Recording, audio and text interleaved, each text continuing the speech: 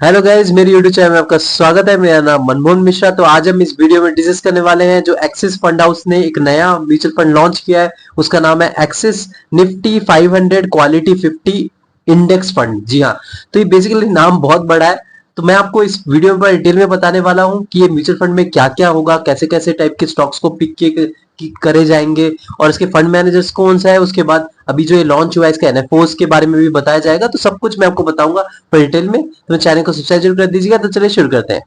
सबसे पहले मैं आपको बता दूं, ये जो एक्सिस फंड हाउस ने ये बेसिकली जो नया म्यूचुअल फंड लॉन्च किया 21 तारीख को ये लॉन्च किया है। तो इसका अगर एनएफओ पीरियड की बात करें तो 21 अगस्त से लेकर 4 सितंबर के बीच में है। तो मैं आपको एक चीज सबसे पहले बता देता हूँ कि ये बेसिकली पिक क्या करता है, क्योंकि आप बहुत कंफ्यूजन में होंगे। यहाँ पे 500 भी मेंशन है, फिर 50 भी मेंशन है, तो है हो क्या रहा है यहाँ पे।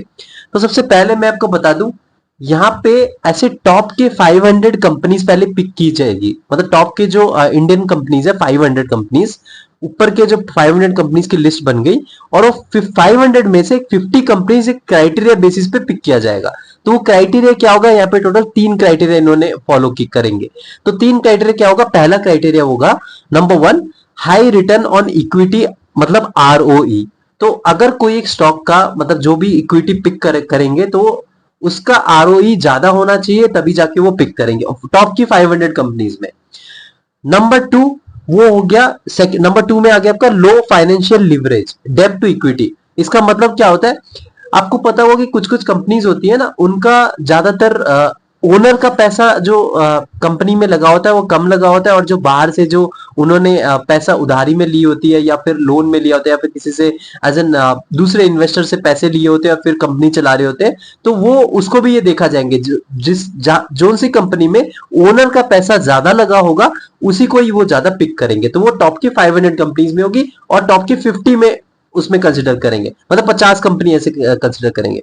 नंबर 3 पॉइंट क्या कंसिडर करेंगे, स्टेबल अर्निंग ग्रोथ। जी हाँ, उनका जो ग्राफ है ना, वो भले ही मतलब बड़ी ऊंची से एक्सपोनेंशियल ग्रोथ ना हो, लेकिन स्टेबल ग्रोथ हो। स्टेबल ग्रोथ मतलब अगर थोड़ा सा ऊपर गया तो थोड़ा सा नीचे, फिर थोड़ा सा ऊपर गया, मतलब एक आपको स्टेबल इनकम टाइप का स्टेबल ग्रोथ आपको देखने को मिले।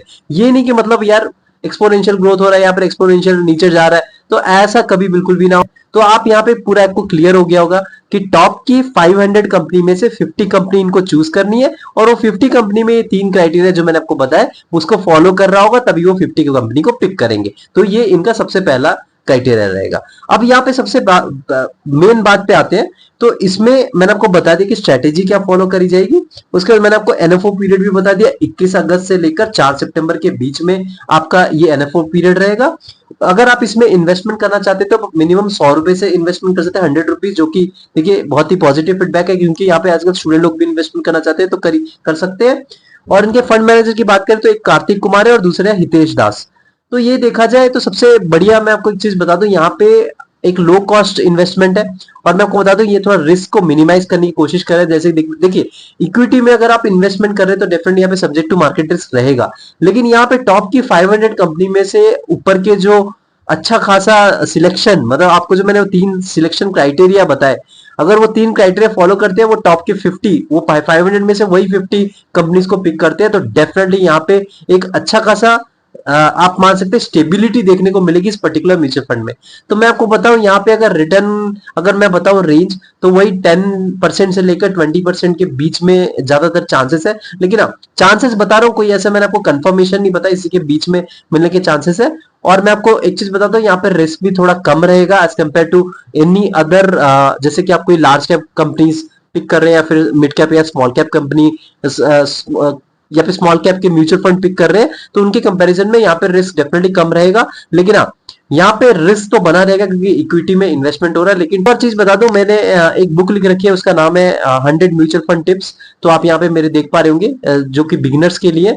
बेसिकली आप भी कंफ्यूजन में आ रहे होंगे कभी कभार कि मतलब कौन सा म्यूचुअल फंड आपको पिक करना चाहिए इन्वेस्टमेंट करने के लिए, क्योंकि मार्केट में दुनिया भर के आपको म्यूचुअल फंड देखने को मिलेगा। देखिए सबका जो म्यूचुअल फंड पिक करने का जो गोल होता है ना, वो अलग अलग रहता है। मतलब किस किस का किसी किसी का मतलब डिपेंडेंसी फैमिली में कम होती है, तो उस हिसाब से वो पिक करते हैं। तो वो सब मैंने इस पर्टिकुलर म्यूचुअल फंड बुक में बता रखा है, टिप्स में बता रखा है। जो कि मिस्टेक्स मैंने की थी वो आप ना करें एज ए बिगिनर। तो आप इसको परचेज कर सकते हैं, मैंने इसका लिंक डिस्क्रिप्शन में दे रखा है और ये अमेजोन में ऑलरेडी अवेलेबल है। तो मेरे चैनल को सब्सक्राइब कर दीजिएगा, मैं सब लाता रहता हूँ। Thank you.